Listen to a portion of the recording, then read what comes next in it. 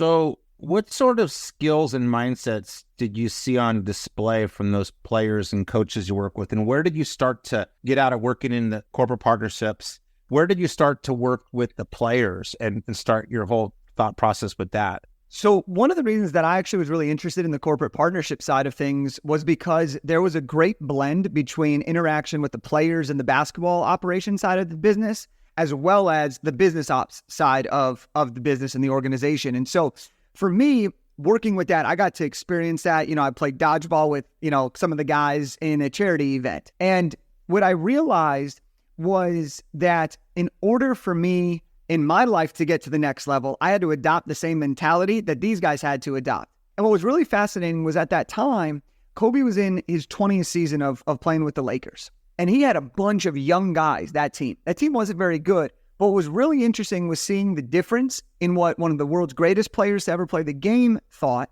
and what these rookies thought and how they were able to grow. And so for me, I really started to see that what makes people different was the way you show up, the way you prepare, the way you execute, right? The way you follow through, the way you show up for yourself, the way you take care of the fundamentals. That was one of the biggest takeaways I had from Kobe during that time. And then while I was doing that, I had already worked with a bunch of other guys through different AAU circuits and a bunch of different NBA guys. And so I kind of wanted to shift after that year into doing something more on the player side of things. And that's when we ended up creating a secondary NBA draft combine to focus on helping these rookies get their first opportunities.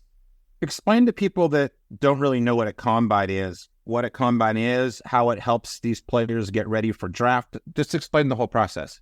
So an NBA combine in particular, or there's the NFL combine, it's basically an opportunity for draft hopefuls to come, show up, and perform in front of national media, in the team's executives, in a way to get noticed and hopefully elevate their draft stock.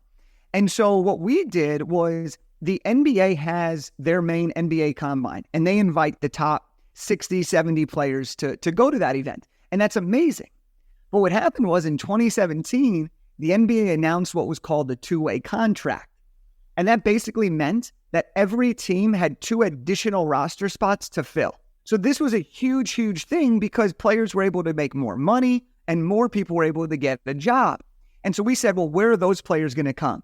And so we essentially created a combine to help players get in front of NBA scouts, NBA executives, national media to hopefully raise their status and get into the draft conversation or sign one of those lucrative two-way deals, which was much, much better than going overseas and being out of mind or playing in the G League.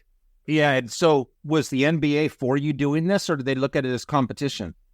Yes. The answer is yes. Now, the NBA was great with it. We built a really great relationship with them. It wasn't an official partnership by any means, but they knew exactly what was going on. And my whole mission from the beginning is, I love the NBA. I love basketball. It's my favorite sport by far. And so for me, it was really about, can I help the game be better? And what's really awesome about it is Kendrick Nunn, who was playing on the Lakers, against Jayshawn Tate, who's on the Houston Rockets. Those two guys came to our event. Part of the reason that they continued to make moves was because people had seen them at our event.